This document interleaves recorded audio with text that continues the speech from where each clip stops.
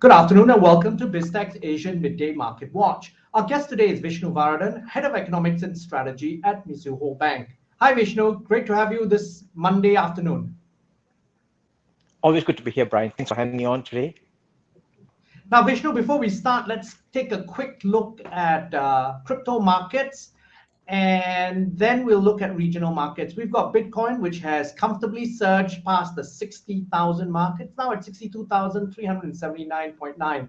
It's up 2.35%. Ethereum is nudging closer to the 4,000 mark. It's at 3,865.99. It is down 0.2%. If we look at how regional markets have performed today, we start close to home with Bursa Malaysia, which is at 1,604.24. It's up 0.37%.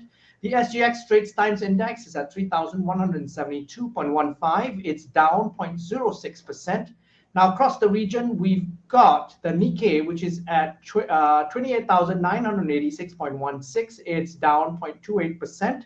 The Shanghai Composite is at 3,559.96. It's down 0.35%.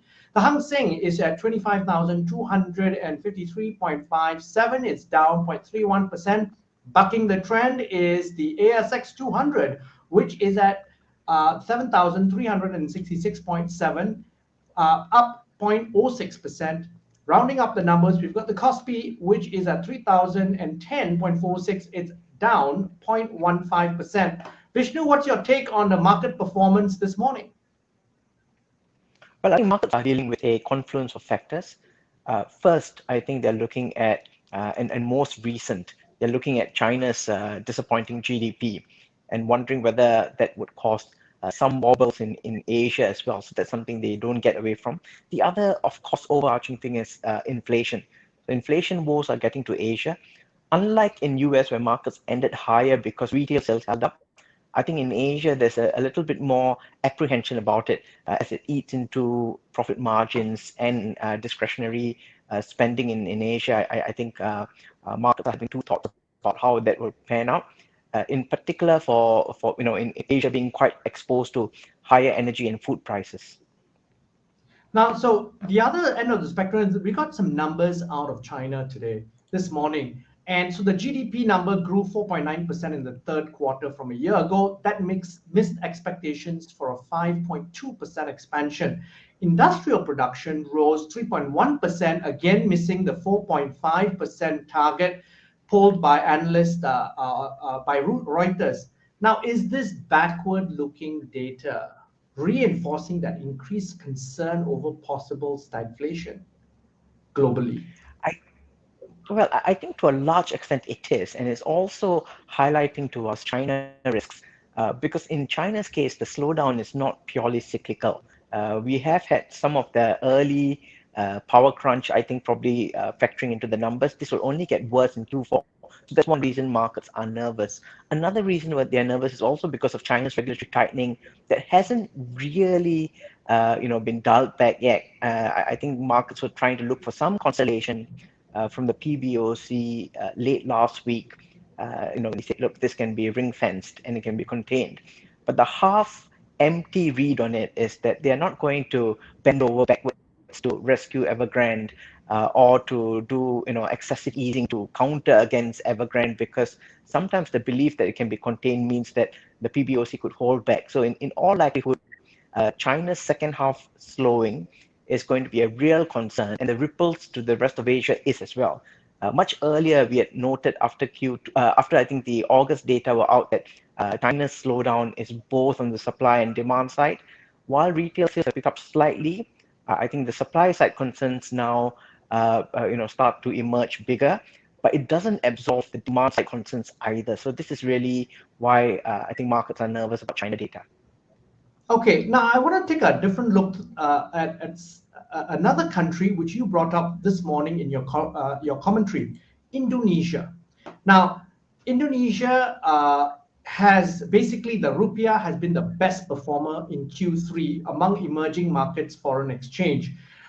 Give us a sense of what are the key macro focuses of Bank of Indonesia and its impact on the rupiah, because obviously markets like what they see.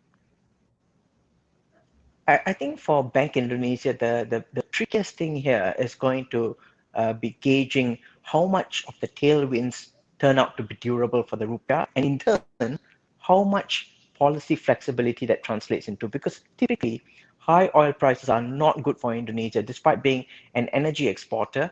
A lot of that exports is tilted towards coal, whereas Indonesia is a net oil importer, and that has got a very detrimental impact on the fiscal and consumption side. So typically, oil prices higher, rupiah would feel the heat of it.